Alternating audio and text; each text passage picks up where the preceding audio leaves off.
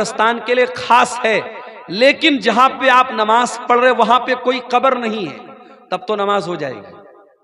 لیکن اگر جہاں پہ آپ جنازے کی نماز پڑھ رہے وہاں پر قبریں ہیں، قبروں کے بیچ میں آپ جنازے کی نماز پڑھ رہے یا قبر کے اوپر کھڑے ہو کے پڑھ رہے ہیں تو یہ پھر مناسب نہیں ہے، اس لیے کہ قبر کے اوپر کھڑے ہو کر کے نماز پڑھنے سے یا قبرستان پر نماز پڑھنے سے اللہ کے رسول صلی اللہ علیہ وسلم نے منع کیا ہے۔ اللہ کے نبی مرد اور عورت کی جنازے کی نماز الگ الگ جگہ پڑھاتے تھے یا نہیں؟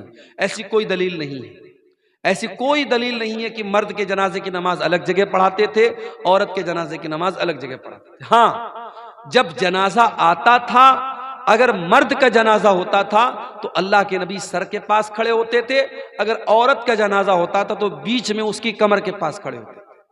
مرد اور عورت کے جنازے میں نبی کے کھڑے ہونے کا طریقہ الگ تھا، لیکن جنازہ کی نماز پڑھانے کی جو جگہ تھی وہ ایک ہی تھی، الگ الگ ہونے کی میرے علم میں کوئی دلیل نہیں ہے۔ دوسروں کی زمین میں نماز پڑھنا بنا پوچھے کیسا ہے؟ دیکھیے، اگر آپ کسی کے مکان میں آپ نے نماز پڑھ لیا تو نماز تو قبول ہو جائے گی، لیکن یہ ہوتا ہے کہ اگر کسی کے گھر میں آپ نماز پڑھ رہے ہیں تو اس کی اجازت ہونی چاہیے، لیکن اگر یہ معلوم ہے کہ بھئی وہ اجازت نہیں دے گا تو نہیں پڑھنا چاہیے، لیکن اگر آپ پڑھ لیں تو نماز ہو جائے گی۔ ہاں، کسی کی زمین پر ناجائز قبضہ کر کے اگر آپ اس میں نماز پڑھیں تو اس کے بارے میں علماء کا اختلاف ہے کہ اگر بے ایمانی کی زمین ہے، ناجائز قبضہ کر کے کوئی زمین ہم نے ایکوائر کی ہے، اس پر ہم نماز پڑھتے ہیں تو نماز ہوگی کہ نہیں؟ تو بہت سارے علماء کا کہنا ہے کہ نماز تو ہو جائے گی مگر گناہ ہو، انسان گنہگار ہوگا کیونکہ وہ زمین ناجائز ہے، اور بہت سارے علماء کا کہنا ہے کہ نماز نہیں ہوگی۔ تو وہ ایک اختلافی مسئلہ ہے، لیکن بہرحال کسی دوسرے کی زمین پر آپ بغیر پوچھے بھی نماز پڑھ سکتے ہیں، لیکن پوچھ کے پڑھا جائے تو زیادہ بہتر ہے۔ قسطوں پر کچھ بھی خریدنا کیسا ہے؟ بہت اہم سوال ہے۔ آج کے زمانے میں قسطوں پر بہت ساری چیزیں خریدی جا رہی ہیں۔ ایک سامان 10,000 روپے کا ہے، مان لیجئے کہ موبائل 10,000 روپے کا ہے، آپ نے قسط پر خریدا، موبائل والے نے کہا کہ ہم یہ 12,000 کا آپ کو دیں گے۔ اب 2,000 روپیہ وہ زیادہ لے رہا ہے اور وہ صاف بتا رہا ہے کہ آپ کیش لیں گے تو ہم 10,000 کا دیں گے اور قسطوں میں لیں گے، ادھار لیں گے تو 12,000 کا دیں گے۔ تو یہ جائز ہے، اس میں کوئی حرج کی بات نہیں ہے، لیکن آج ہمارے یہاں جتنے بھی قسطوں پر سامان لیا اور دیا جاتا ہے یہ بینک کے تھرو لیا جاتا ہے، دکاندار آپ کو نہیں دیتا ہے، وہ بجاج فائنانس کے ذریعے، HDFC کے ذریعے یا کسی بینک کے ذریعے لون پاس کرتا ہے اور وہ بینک سے پورا پیسہ لے لیتا ہے، بینک آپ کو قرضہ دے رہا ہے، اور جب بینک آپ کو قرضہ دے رہا ہے تو بینک سے آپ نے سامان نہیں خریدا ہے، بینک سے آپ نے قرضہ لیا ہے، اور قرضے میں آپ جب بینک کو پروفٹ دے رہے ہیں تو بات یاد رکھیے کہ قرضے پر پروفٹ لینا بھی حرام ہے اور پروفٹ دینا بھی حرام ہے۔ اس کو بہت صاف طریقے سے سمجھ لیجیے۔ سامان میں ادھار کی اور نقد کی قیمت الگ ہو سکتی ہے، لیکن آپ کسی سے قرضہ لیں گے تو اس میں اگر کم زیادہ رہے گا تو وہ گناہ کا کام ہے، اور آج جتنی بھی فائنانس کی اسکیم ہے سب بینک کے تھرو ہوتی ہے، اور وہ دکاندار بینک سے پورا پیسہ لیتا ہے اور بینک آپ کو ادھار دے رہا ہے، تو اس لیے یہ شکل صحیح نہیں ہے، یہ جائز نہیں ہے۔ دوسری بات یہ کہ بعض انٹرسٹ کہتے ہیں 0% انٹرسٹ، کہتے ہیں صاحب جتنے کا سامان اتنا ہی پیسہ آپ کو دینا ہے، ایکسٹرا نہیں دینا ہے، مگر اس میں کچھ ڈھکے چھپے کچھ خرچے رہتے ہیں، جیسے پروسیسنگ چارج رہتا ہے۔ 10,000 کا آپ موبائل لیں گے، 1,000 روپیہ پروسیسنگ چارج لگے گا۔ اس کے بعد اگر آپ نے مہینے کی پہلی تاریخ کو EMI پے نہیں کی، ایک دن گزر گیا فوراً 100 روپیہ پینالٹی لگ جائے گی، 10 دن گزر گیا 1,000 روپیہ پینالٹی لگ جائے گی۔ تو یہ جو پینالٹی لگ رہی ہے یہ بھی سود کی ایک شکل ہے، جائز نہیں ہے۔ اس لیے ہمارے یہاں جو فائنانس کا جو سسٹم ہے یہ بہت ہی خطرناک ہے شریعت کے اعتبار سے، اور اس میں سود کی شکل موجود ہے۔ ہمیں اور آپ کو اس کو اوائڈ ہی کرنا چاہیے، اس سے پرہیز ہی کرنا چاہیے، یہ بالکل بھی مناسب نہیں ہے، کیونکہ سود کا لینا بھی حرام ہے اور سود کا دینا بھی حرام ہے۔ عورت کو نوکری کرنا چاہیے یا نہیں، سرکاری ہو یا غیر سرکاری؟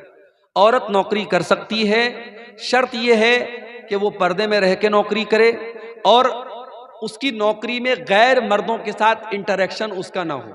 اگر اس کو غیر مردوں کے سامنے جا کے کھڑے ہونا پڑ رہا ہے، ان کے ساتھ تنہائی اختیار کرنا پڑ رہا ہے، غیر مردوں کے ساتھ اکیلے میں ملنا پڑ رہا ہے، تو پھر ایسی نوکری عورت کو نہیں کرنا چاہیے۔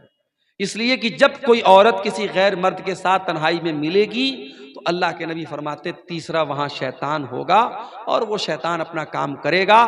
آج بہت سارے آفیسز میں عورتیں کام کرتی ہیں سیکریٹری کے طور پہ اور باس کی نوکری کرتی ہیں، اور اس کے بعد بہت سارے ان کے ساتھ معاملات پیش آتے ہیں۔ تو شریعت میں اگر پردے کے ساتھ اور عزت اور شرافت کے ساتھ اگر کوئی نوکری عورت کو مل رہی ہے تو وہ کر سکتی ہے، لیکن یہ بھی یاد رکھیے کہ نوکری کرنا یہ عورت کا کام نہیں ہے، عورت کی ڈیوٹی نہیں ہے۔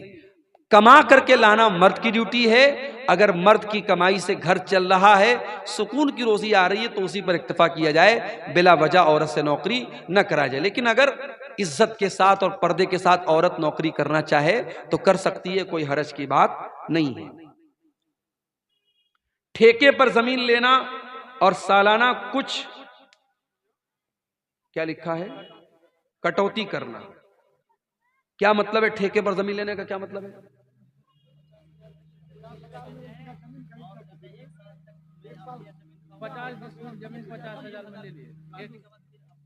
نہیں نہیں، یہ غلط شکل ہے نا۔ دیکھیے سیدھی سی بات ہے، آپ کی زمین ہے، میں پیسہ دے کر کے زمین لے رہا ہوں تب تو ٹھیک ہے۔ اب میں نے آپ کو پیسہ دیا اور آپ نے مجھے زمین دیا، اب 1 سال تک میں آپ کی زمین سے فائدہ اٹھاؤں اور آپ میرے پیسے سے فائدہ اٹھائیں، تو یہ شکل بھی سود کی شکل ہے۔ اس کا مطلب یہ ہوا کہ آپ نے مجھ کو جو زمین دی اور میں نے آپ کو 1 لاکھ روپیہ دیا، تو 1 لاکھ میں نے ادھار دیا آپ کو، اور ادھار کا بینیفٹ کیا اٹھایا جا رہا ہے کہ زمین لی جا رہی ہے۔ تو ادھار پیسے پر کسی بھی طریقے کا بینیفٹ لینا صحیح نہیں ہے۔ آپ زمین کا اگر لین دین کر رہے ہیں، ایک ہوتا ہے کہ ایڈوانس دے دیا، 1 لاکھ روپیہ ہم نے ایڈوانس دے دیا، 1 سال میں ہم پورا پیسہ ادا کریں، وہ ایک الگ شکل ہو گئی۔ لیکن اگر کسی کو زمین ہم نے پیسہ اس سے زمین لے لی اور 1 سال تک ہم نے فائدہ اٹھایا اور اس کے بعد پیسہ واپس کر دیا اور زمین والے نے زمین واپس کر لی، تو پھر یہ شکل صحیح نہیں ہے۔ باقی مزید اس کی جو شکلیں ہیں وہ آپ اپنے علاقائی علماء سے سمجھ لیں تو زیادہ بہتر ہے۔ پتی پتنی آپس میں ملاقات کے دوران کسی پرکار کے، جو بہت مشہور چیز ہے ہمارے یہاں، میں نام نہیں پڑھ رہا ہوں اس کا، سوالات کا، کیونکہ بچے وغیرہ بھی بیٹھے ہیں، میاں بیوی کی ملاقات کے پہلے حمل کو روکنے کے لیے جو طریقے استعمال ہوتے ہیں، 2-3 شکلیں ہمارے یہاں زیادہ رائج ہیں۔ جیسے وہ خواتین گولی وغیرہ لیتی ہیں یا مرد حضرات کچھ چیزوں کو استعمال کرتے ہیں، تو سوال پوچھا گیا کہ اس کو استعمال کرنا کیسا ہے؟ تو دیکھیے اب ظاہر ہے کہ اللہ کے رسول کے دور میں یا صحابہ کے دور میں تو یہ چیزیں نہیں تھیں، لیکن اس دور میں بھی پریگنینسی نہ ہو، حمل نہ ہو، اس کے لیے کچھ طریقے اپنائے جاتے تھے۔ ایک طریقہ تھا عزل کا طریقہ۔ تو عزل کا جو طریقہ تھا اس میں یہ تھا کہ مرد جو ہوتا تھا وہ یعنی یہ نوبت ہی نہ پیدا ہو کہ پریگننسی کا کوئی معاملہ پیش آئے، وہ ایسا طریقہ اپناتا تھا۔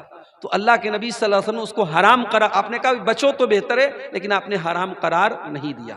تو اسی لیے علماء کا یہ کہنا ہے کہ اگر اس طریقے کی احتیاطی تدابیر اگر استعمال کی جائیں، اور وہ بھی اس وجہ سے کہ بھی بچہ چھوٹا ہے، اگلا بچہ اگر پیدا ہوگا تو اس بچے کے دودھ وغیرہ پینے پر یا اس کی پرورش پر مسئلہ آئے گا، تو اس سوچ کے ساتھ اگر وہ ان چیزوں کو استعمال کرتا ہے تو اس کی گنجائش بنتی ہے۔ لیکن ہاں صرف اس ڈر سے کہ پیدا ہو جائے گا تو ہم کہاں سے کھلائیں گے، یا کوئی ایسا طریقہ اپنانا کہ پرماننٹ حمل نہ ہو، یا نسبندی کرا لینا، یا اس طریقے کا کوئی آپریشن کرا لینا کہ آئندہ اولاد نہ ہو بنا کسی مجبوری کے، تو یہ ٹھیک نہیں ہے، یہ مناسب نہیں ہے۔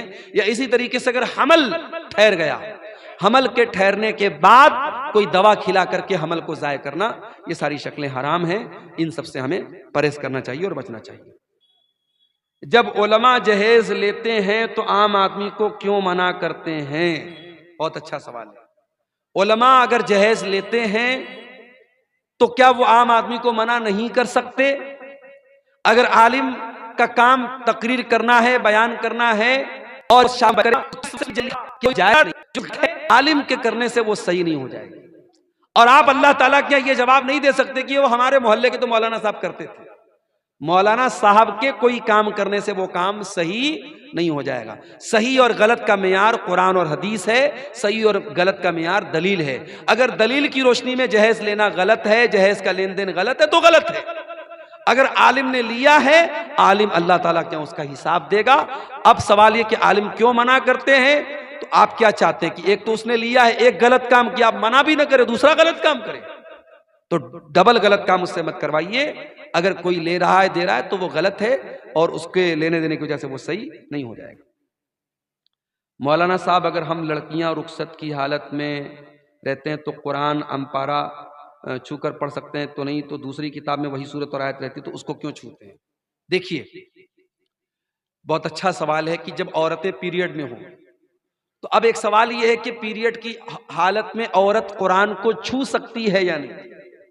ایک مسئلہ یہ کہ قرآن کو چھو سکتی ہے یا نہیں، اور ایک مسئلہ ہے کہ کوئی کتاب ہے، کوئی رسالہ ہے، کوئی میگزین ہے، اس میں قرآن لکھا ہوا ہے، اس میں آیت لکھی ہوئی، اس کو چھو سکتی ہے کہ نہیں؟ تو دیکھیے، جو حکم قرآن کا ہے وہی حکم اس میگزین اور رسالے کا نہیں ہو سکتا ہے۔ اس لیے کہ آپ دیکھیے کہ اللہ کے نبی صلی اللہ علیہ وسلم نے بادشاہوں کو لیٹر لکھا اور اس میں بسم اللہ الرحمن الرحیم بھی لکھا، قرآن کی آیت بھی لکھی، اور بادشاہ لوگ ظاہر کافر تھے، ان کے ہاتھ میں وہ لیٹر گیا، اس کا مطلب کہ ایک ضرورت کے تحت وہ لیٹر ان کو دیا گیا۔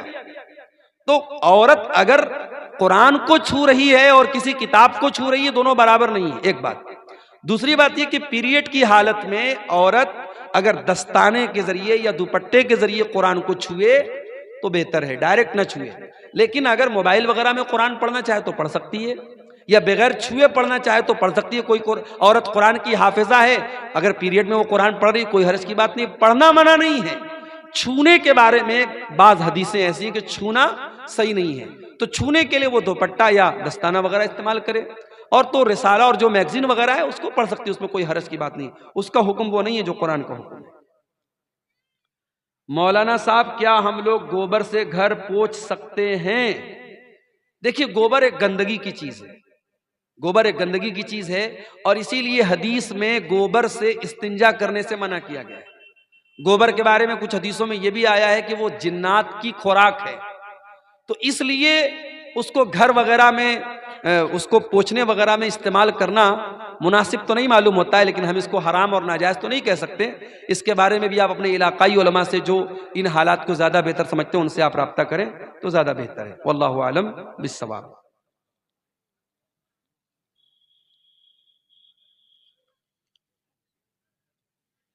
یہ کسی بھائی نے 2000 روپے کا چندہ پیش کیا ہے مدرسے کے لیے، اللہ تعالیٰ اس کے اس چندے کو قبول فرمائے، اور جو بھی ہمارے بھائیوں نے اس کار خیر میں حصہ لیا ہے اللہ سب کی نیکیوں کو قبول فرمائے۔ اناج کی جی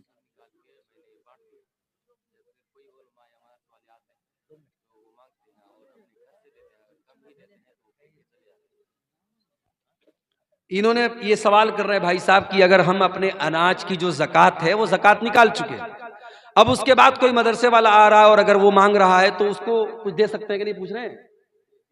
ہاں،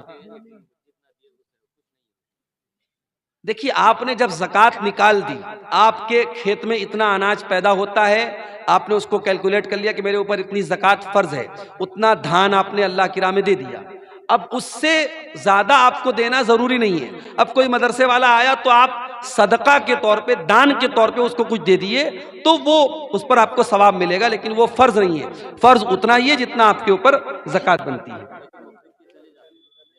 دیکھیے، یہ ایک سوال بہت اچھا سوال آیا ہے، بہت ہی اہم سوال ہے اس دور کا کہ مولانا صاحب کیا لڑکا لڑکی پیار کر سکتے ہیں یا نہیں؟ یہ سوال جو ہے ہمارے نوجوانوں کا فیوریٹ سوال ہے کہ لڑکا لڑکی پیار کر سکتے ہیں یا نہیں؟ تو بھائی، لڑکا لڑکی بالکل پیار کر سکتے ہیں، لائسنس حاصل کرنے کے بعد پیار کر سکتے ہیں، اور وہ لائسنس ہے نکاح کا۔ نکاح کے پہلے پیار اسلام میں نہیں ہے، ٹھیک ہے؟ اگر بائی چانس اگر کسی لڑکی کی بھئی ہمارے یہاں بے پردگی کا دور ہے، اسلام میں تو بے پردگی جائز نہیں ہے، تو اس بے پردگی کے دور میں کسی لڑکی پر نظر پڑ گئی اور اس لڑکی کی خوبصورتی پر کسی لڑکے کا دل آ گیا، تو اب وہ کیا کرے؟ ہمارے یہاں طریقہ کیا ہے؟ موبائل نمبر حاصل کرے، چیٹنگ کرے، باتیں کرے، یہی ہوتا ہے، ہو رہا ہے۔ اسلام کا طریقہ یہ ہے کہ اگر کسی لڑکی کے بارے میں آپ کو پتا لگا کہ وہ لڑکی خوبصورت ہے یا اچھی ہے، دیندار ہے، تو آپ پراپر چینل اپنائیے، صحیح طریقہ اپنائیے، آپ لڑکی کے ماں باپ کے پاس نکاح کا پیغام بھیجیے۔ اگر وہ نکاح کا پیغام ایکسپٹ کر لیتے ہیں آپ نکاح کر لیجئے، نکاح کے بعد خوب پیار کیجئے. لیکن یہ جو ہو رہا ہے کہ صاحب کپڑا بدلنے کی طرح پیار ہو رہا ہے، صاحب صبح کو کسی اور کے ساتھ اور شام کو کسی اور کے ساتھ، آج بریک اپ ہوا کل پیچ اپ ہوا، یہ جو نئی جنریشن میں ہو رہا ہے یہ بالکل بے حیائی ہے اور یہ حرام کاری ہے. اللہ ہمارے نوجوانوں کی اس سے حفاظت کرے. نکاح کے بعد محبت جو ہے وہ اصل محبت ہے اور اس کی اسلام میں اجازت ہے.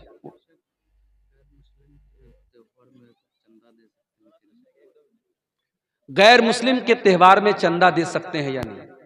دیکھیے غیر مسلموں کے جو بھی تہوار ہوتے ہیں ظاہر ہے کہ وہ شرک کا تہوار ہوتا ہے اور شرک کے تہوار میں ہمیں سپورٹ تو نہیں کرنا چاہیے.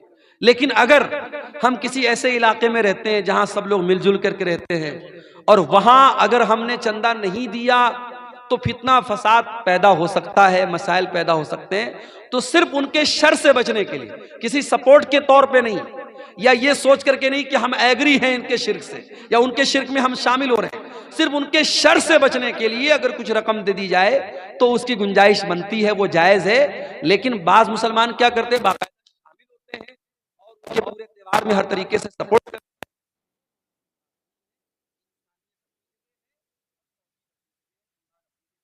ہمیں کسی بھی شرک کے کام میں سپورٹ نہیں کرنا چاہیے. واللہ عالم بالصواب.